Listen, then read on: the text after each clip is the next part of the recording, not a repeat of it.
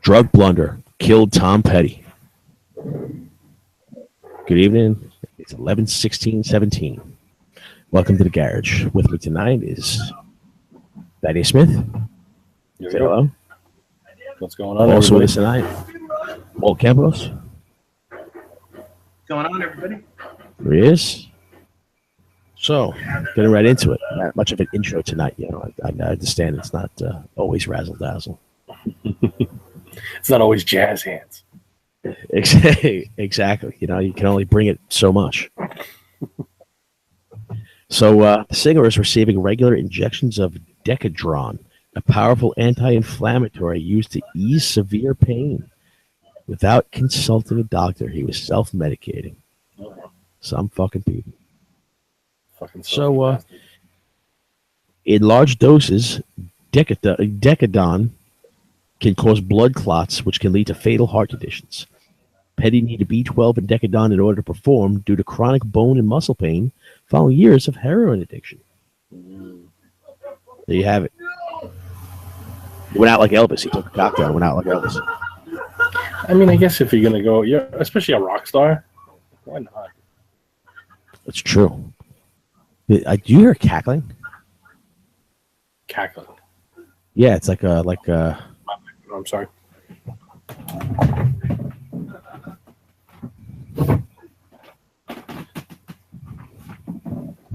Those damn meddling kids. When the mute button doesn't work. Yeah. That should be it. What's going on? So what do you think about Tom Petty ODing on the cocktail? It's rough, dude. I mean, I get why he's doing it, right? Because I mean, if you're going out there and performing every day and doing this shit and staying up late and doing the rock star gig, you don't want to feel like shit before, during, and after. But then again, what about you, Walt? Yeah, I Walt's mean, a rock star. Does he self-medicate? Not quite, but yeah. I mean, I really feel for the guy. I mean, just to go out like that. I mean, the first reports that I heard was that he had been, I think he was brain dead or something. That they found him that he was already like a vegetable. I don't know if that was just the first reports and they got it wrong, but I had heard that he was already in that vegetative state. I don't know. Thaddeus, what do you think about vegetative states? Rockstar found with cucumber up ass. You know, vegetative state like that. I mean, that's a different story, though. That's a vegetative state that nobody wants to be in. That's This is going to go down in the annals of history. Right with the cucumber. Yeah, so they're saying that Val Kilmer's going to be dead before Christmas. Dude, have you seen anybody blow up fucking worse than him? It's weird, man. Yeah, I don't know. I guess he does have cancer, but he's one of those Christian scientists, so he thinks he's going to be healed through prayer. Mm-hmm. Well, maybe I was gonna say maybe Tom Cruise or fucking what's his name come and touch him with the finger. It's true. I think John Travolta needs to go grab a hold of Val Kilmer's tongue, and he'll be saved. I like where this is going. I heard that about you. Horrible. Yeah. Trying to see. Which is funny because that right there goes along with the next one. How sex creep Spacey bought victim silence. Kevin Spacey, like I mean, he's everywhere. He is the most notorious fondler of men out there, sexual harasser of men there is. He tried to rape a bellhop, and then paid him $75,000 to keep his mouth shut. Well, he wasn't raping girls, so it doesn't matter. It's true. I mean, I guess if you're a dude, you get raped by another dude whose fault really wasn't. I was just a poor bellhop. Apparently, there was some bartender that he grabbed his nuts, and so he gave him his Rolex to keep him quiet. Can I get you a cocktail, sir? No, just a cock. It's starting to sound like you wanted Kevin Spacey to grab your nuts. Well, What? Yeah, like I said, like this week I was looking at it. There wasn't a whole lot. Like even the things that I have in here, I'm trying to steer away from more serious stuff. Even all like the groping stuff. Mm. I mean, Al Franken groping women now with pictures and everything. But let's be honest. You could go through fucking Hollywood, and there's going to be a litany of fucking shit. Uncovered, covered, not covered, paid off, this, that. Dude, the fucking entire Hollywood has been a fucking scandal for years. And any Meryl Streep or any other fucking person that wants to act surprised that this shit is happening or coming to the surface anyway, then fucking whatever. That's my only thing. Yeah. They're going to go out there and condemn them every fucking time something new fucking comes out? Fuck. You're a degenerate, right? And I mean, living in a world of degenerates, and that's fine. There's nothing wrong with that. Everyone loves strippers, you know. But like, you don't hear strippers telling you how to live your life. Right. That's my problem with it. It's the elitism. Yeah. That you're a piece of shit too. Shut the fuck up. I don't claim that I'm not a piece of shit. No. But you're claiming that you're not and telling me that I am. Fuck off. Yeah. Right. But hey, like Meryl Streep said, it's not like NFL or something. This is the arts. Yeah. You can molest and fondle and rape little boys and, you know, force oral sex and whatever you want to do. Eat bloody vag shit, you know. I'd like to know the amount of millions that she's fucking putting away towards fucking silencing people. Because, you know, there's got the people that talk the most shit are the people that are going to have their shit come out eventually anyway. You know what I mean? You know what I got to do? I gotta get a picture of that Meryl Streep clip when she's when she's bashing NFL fans or MMA fans. It was MMA fans that she was bashing. When she's bashing MMA fans and talking about how, oh, this is the arts, and with her fake clap, right? I gotta get a picture of her with a fake clap, right? Like looking up, and with a giant picture of Harvey Weinstein with a bloody face. You know, with legs around his head, and just call it the art. You know, just have the other caption the arts with Weinstein's bloody face and you know, in between two legs and her golf clapping underneath. No, you don't understand, John. It was performance art. Right. See, normally he's a director, but at that point in time, he wanted to role play a different, you know, scenario. What, you can't write and direct and act in the same play? Come on. No, not unless you're Affleck. Method acting. Yeah. I really like to get into it. And for Harvey Weinstein, it's method producing. Hey, come on, baby. I do this all the time. Sean Penn shaking over drug cartel's revenge. Uh-oh. All right, so this one, but this is another example because like Sean Penn is another one who fucking does crazy shit, beats people up, does fucking nutty shit, like Alec Baldwin does, but then proceeds to talk shit about people in office or people who have certain viewpoints and shit like that, right? But get this, so he's scared to death. He interviewed El Chapo, right? Notorious drug kingpin El Chapo. He interviewed him for Rolling Stone magazine. Rolling Stone magazine, by the way, another one that preaches to people, and their owner molested a boy. Well, that's different because that was, you know, we'll see. Because here's the thing: in his free time, it's, you know, he does what he does, right? You shouldn't be able to. But he can talk about yours because he's got a magazine. True, professionally, it's okay. Yeah, just don't bring up. It's for the articles. Come on, I mean, you have a work personality and a home personality. Why can't they? Yeah, it's my work personality. Don't mind that. Don't worry about what happens to the other guy.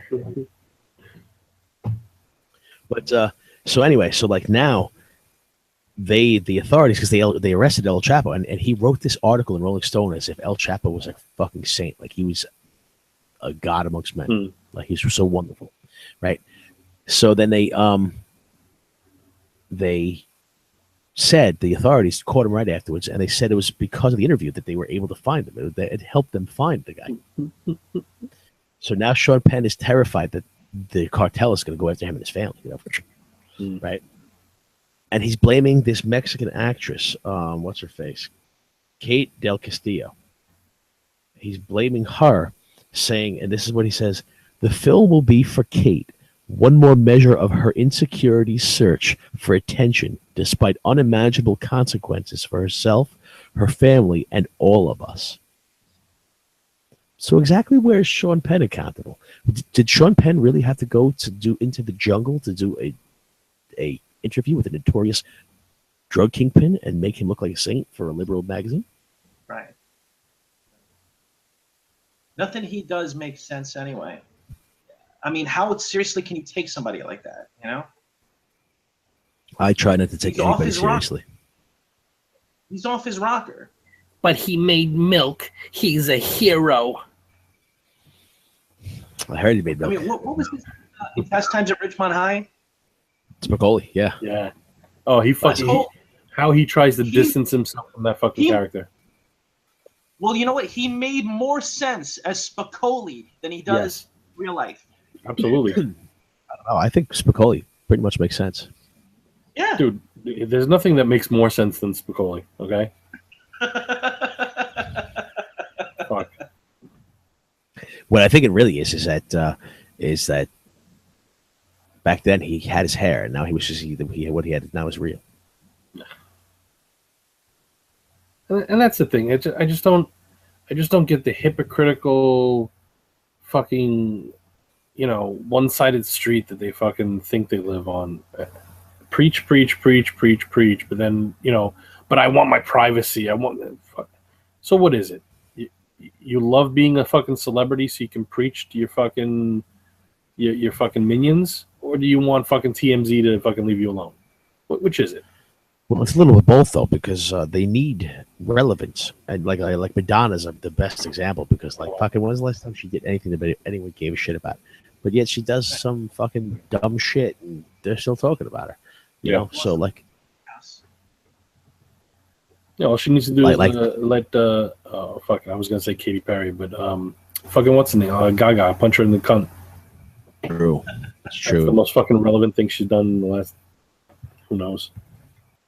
I don't think Thaddeus is with us. He's staring at us. Angry. No, I'm good. I'm just looking up something, trying to look for a folder I had.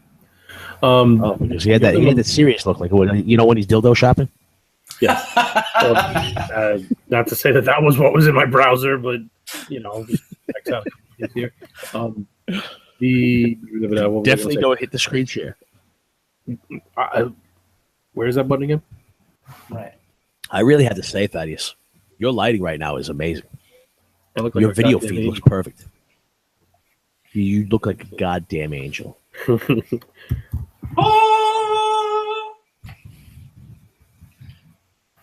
Because Walt made that noise, but I didn't see his mouth moving. Did he blow that out of his ass?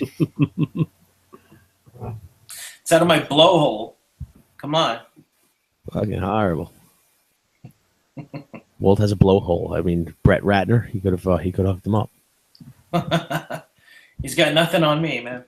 Yeah, she's that one, Natasha Henstridge or whatever, came out talking about how Harvey Weinstein was jerking off over her too. So she blew Brett Ratner because he forced oral sex on her, and Harvey Weinstein. She woke up in the middle of the night with Harvey Weinstein jerking off over her. Like when the Enquirer is the paper that broke the headlines months in advance of the news coming out, and it was true, and they were dead on balls. Charlie Sheen, they were dead on about what's his face, Louis C.K. It like if they're breaking news, where do you get wacky news? Because none of it's wacky anymore. It's all wacky, but it's like fucking serious. CNN. But it's all the same at this point. The girls who butt chugged cough syrup. That's nice. Right? Cute. I don't know. Good enough. Yeah, right. I'd bang them and then get up close. You're like, When they butt chug the cough syrup, did they squirt it back out of their asshole? hopefully into each other's mouths. I've seen it. I've seen it at a bachelor party, but it was not Two with girls, butt. one cough syrup. Not with a butt. These Two girls with cough syrup. These are the guys that published the dossier. BuzzFeed. Yes. Well, but anybody. It's right you're up their always alley. reputable. You're always reputable when you're talking about butt chugging. Exactly. When you know your wheelhouse, just fucking go for it. I mean, there's no butt chugging story that's disreputable. Doesn't exist. Right. I mean, can you deny that it happened?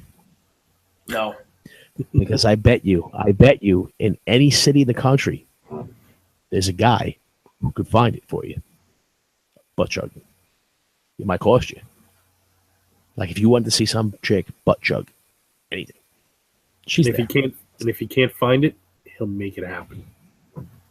Exactly. He'll force that oral sex. He'll Harvey Weinstein the fuck out of him. Horrible.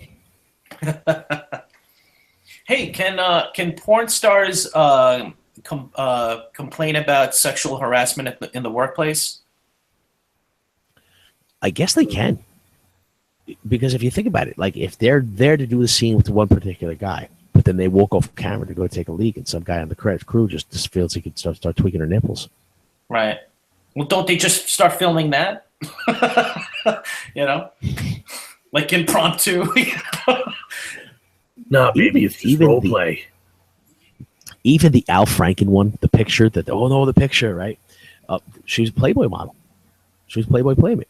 And True. the picture that they're all going crazy about it's obviously is a joke where he's grabbing her boobs, tuning in Tokyo on the plane while she's sleeping. Right. Now, you probably shouldn't tune in Tokyo on a sleeping girl. Well, we've learned over the years. But you're talking about the 90s when she was a Playboy Playmate and he, well, maybe not have been the 90s, but the picture looked a long time ago. It looked like when he was still. It was 2006, I think. Right. Okay. 2006. Was he for senator then, or was he still working for Saturday Night Live? He was not a senator yet. I think he was a senator about 3 years later. But at the time, he's a comedian, and you talk about a comedian with a Playboy Playmate doing what both of them do. Exactly. Mm-hmm. Mm-hmm. And that's the other thing too with the look, fucking Harvey Weinstein's a fucking scumbag and what he does is fucking scummy and all this kind of stuff. But now when you're hearing because now everything has to come out of the fucking woodworks, right? It's fucking Kevin Spacey this and fucking we just mentioned him before, fucking the comedian red hair. CK. Yeah, Louis C.K. stuff coming out. For years, we paid these guys money to be fucking raunchy, dirty, disgusting humans, basically, right? For our fucking entertainment. And then you're shocked when they actually are that way. Yeah, yes. And think about it too. The time. Look at even going back. Not that I like Affleck, but if you go back and you look at the two clips that are the biggest things for him, right? The one where he grabs the girl's boobs or boob, and then the one where he's got the other chick that's sitting on his lap, right? Fucking back then, you're watching that on MTV, and you're like, oh my god, this Affleck guy, he's so crazy. Look at him. It's like, oh my god, that disgusting, perverted human filth. Ugh! But the thing that I like about it, the thing that's awesome about it, is that every time some asshole, I mean, it's literally every time somebody comes on, there's, oh, you animal, you piece of shit, how can you do that? Somebody else comes out with something that they did that was fucked up. Exactly. Yeah. Like what happened to Al Franken. Exactly. Exactly. He's been a prick for a few years now. Yeah. He's far fucking removed from his set. It's like he forgot where he came from. Yeah, he's exactly. He's a pretentious jackass, is what he is. Yeah. Have you ever seen him do the questioning when people want to get into anything like the judiciary related or in Congress, when there's a hearing and then it's his turn to do the questioning. He's such a fucking prick. Yeah, go ahead. So really, because I mean, I don't really find any of them worth my time. Honestly, I'd rather read about baseball. Reading about baseball only pisses me off when the Yankees do something dumb.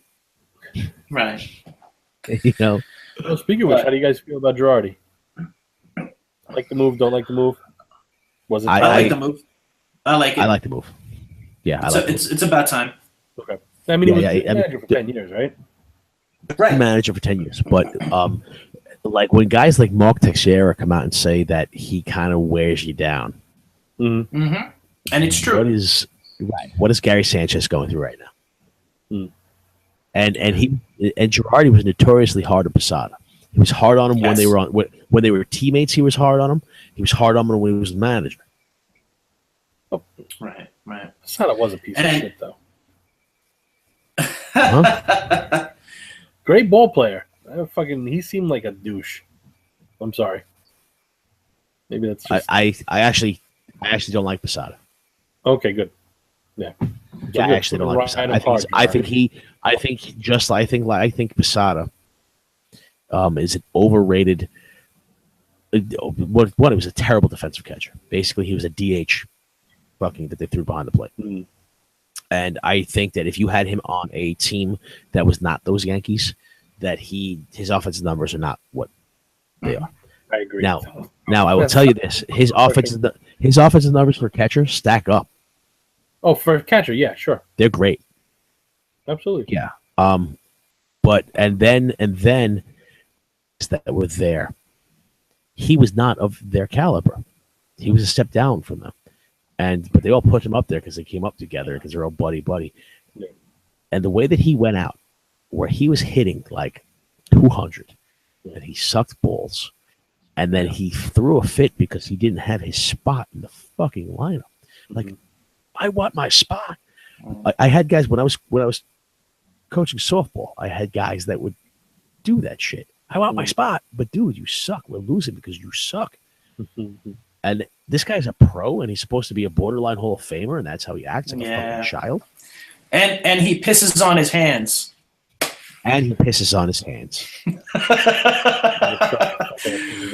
But yeah. I don't have anything against Posada or anything, but I mean, what Gary Sanchez has done in the last 2 years or in the last year and a half wrecks anything Posada ever did. This kid is fucking special. I hope nothing ever happens to this kid. I mean, I've never seen anything. I've never seen a catcher hit like this. I can only imagine what Johnny Bench was like, but I've never seen a catcher. I've never seen so many passed balls, and a guy still gets run out there. Yeah, that is true. Yeah, when you make Mike Piazza look like a fucking good defensive player. Yeah, but Piazza's another one, though. In his defense, though, Piazza was not a terrible catcher. He was he couldn't throw for shit. He couldn't throw back to the pitcher. Right. But Piazza as a catcher. There was a lot of things that they said about him, like his game calling got better as he got older. He definitely blocked the plate really well. He was a very good. He would block the plate well. But yeah, I mean, anybody can steal. Thaddeus can steal on him now. Yeah, but that guy can rake. Pausing halfway between first and second to fucking chug a beer or something. But that guy could rake. Yeah, he is the greatest hitting catcher ever. For now, right? I don't think it's even particularly close because, and they talk about bench and all, but nobody hit for the average and the power. Now, if you want to say that he's really DH that they put behind the plate, and he doesn't compare to Bench or Fisk or a lot of these guys or Yogi Berra, yeah, because he can't catch. Okay, I'll give you the all-around thing because I don't think a DH belongs in the Hall of Fame. If you didn't play a position and you only hit, and after you got your bat, you went to the dugout, you started, and you hit in the indoor cage, and then you came out just a hit. Right. You know, I mean, Edgar Martinez isn't in the Hall of Fame, right? Or is he? I don't know. I don't remember. I think he got in. He did get in. Okay. He just got in, right? Yeah. But like, if you are if you're that bad of a defender that they can't put you on the field, but they create a slot so they can put you in the lineup more. Yeah, that says something. Yeah. Right. You're not one of the 9 best players on the team. Right. You might be the best hitter on the team, but you're still not one of the 9 best overall players on the team. Otherwise, you would have a spot. Well, yeah, because at some point you've got to fucking look at it and say, you know, like, right? Because like now they tried moving Piazza because, you know, as he was getting older, his knees and this and that. And catcher is a tough fucking position, right, to play, right? But if you can't play something, right, then you're not right. When we're talking about the Hall of Fame, now granted, a lot of people are fucking in it and debatable ones, this, that, whatever. But we're talking about the best of the best of the best baseball players. All right, you hit 316 for your career. That's cute.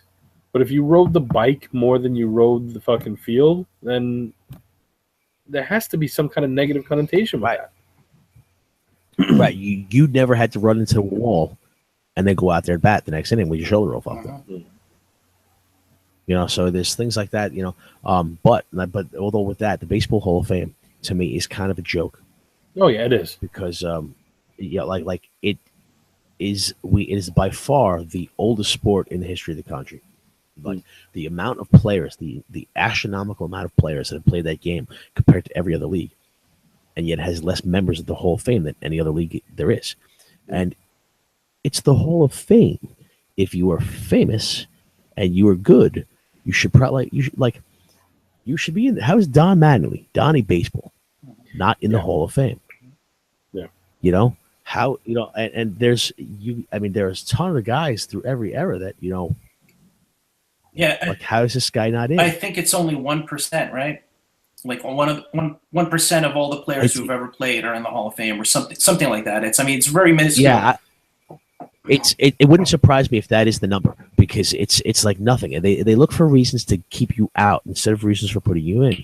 And the thing is, and even that would be okay if it was truly the elite of the elite. Right. But there are guys that are in there that just shouldn't be in there. Right. There are guys that if you could do it over and over again. Go compare Kirby Puckett's numbers to Don Mattingly's numbers. Right. And you tell me that why Kirby Puckett is in there because he's dead? Yeah. You tell me why Kirby Puckett is in there because offensively, other than triples, Mattingly's a better hitter. Yeah. And okay, you can't say. Is that yeah? I didn't mean to interrupt. Is that career numbers or even career numbers? Even career numbers over. Yeah, because Mattingly's peak years were so much better than anything Kirby Puckett did. Right. You're right. You know, because and that's why. Yeah, because some people, if you notice that some people look at it as you should be in the Hall of Fame based on what you did during your peak years, and that could be 4 or 5 years. You know, and that decides whether you should be in there. Other people think it's the overall, let's say, 20-year career or whatever, however long you've been playing. Right. So other people think that it's that you should be in the Hall of Fame for that. So how long? How long did Sandy Koufax pitch? He didn't pitch long. He was hurt. It was like 8 years. It was something like 8 or 9 years. It might have been at most. It might have been 10 years. But he had 5. He had 5 of the greatest years that ever was. Right. And he lost a couple years to the war or something too, right? Or am I thinking of somebody else? You might be thinking of Bob Feller or something like that, but he had to retire because he could barely comb his hair with his left arm. But the thing is, like, you only had an 8-year career. Now Mattingly played 13 years. 5 of those years were shit. Right. He had back problems. But again, he was also on the worst team in baseball. So even with the back problems and even with him not being the guy, and he was a fantastic fielder. If he still was on the team, that won 97 games and didn't go to the playoffs. Right. Would he, in that, if he had that team around him, even when he was older and hurt, would he not still put up numbers? Because 95, he had a pretty decent year. Oh, yeah, absolutely. Yeah, he did. 95, he had a decent year, yeah. You fucking guys did him dirty, too. Fucking not me. The fucking you guys cut him loose and fucking win the championship right after. Well, that's but look at the Dodgers. Even if he fucking held on for fucking one more year, got that championship, it's a completely different conversation you're having about him. He's just cursed though. Right.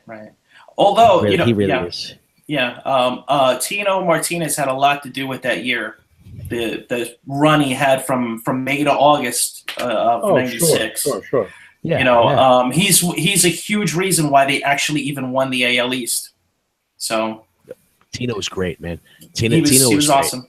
And they booed him for a month because he wasn't Mattingly. So yeah. Well, you know what though? You can't really blame that either, though. Yeah. No, not at all. Not at all. Because people wanted to see Mattingly, and he wasn't, and he was in a slump. He was in a slump the first month because he was pressing too much. Yeah. So yeah.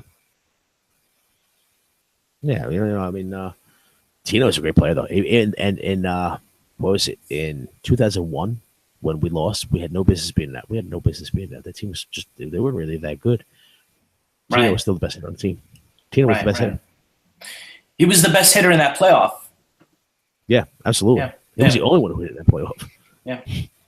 Yeah. Well, Brocious did too, but yeah, absolutely.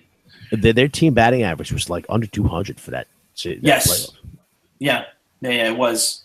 That was the worst team out of the run.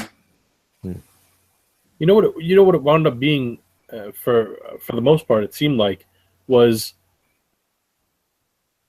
you guys went through the regular season, right? Pretty good, whatever. It's a long season. You get into the playoffs, and the whole team's doing shitty. But then like Luis Soho comes up with a fucking clutch hit. Scott Brocious, fucking Aaron Boone, like. There was some magical fucking runs where it's like, well, you know what that is? Here's like not necessarily the best team in baseball. Here's one of the obviously the Yankees is a storied franchise, the whole 9 yards, right? But one of the better teams in baseball, and they slump it and whatever. But then these nobodies come up, not nobodies, but you know what I'm saying, comparatively speaking, for the rest of the team or whatever. These nobodies or these guys at the end of their career or whatever, they were coming up huge in big spots, and that's how.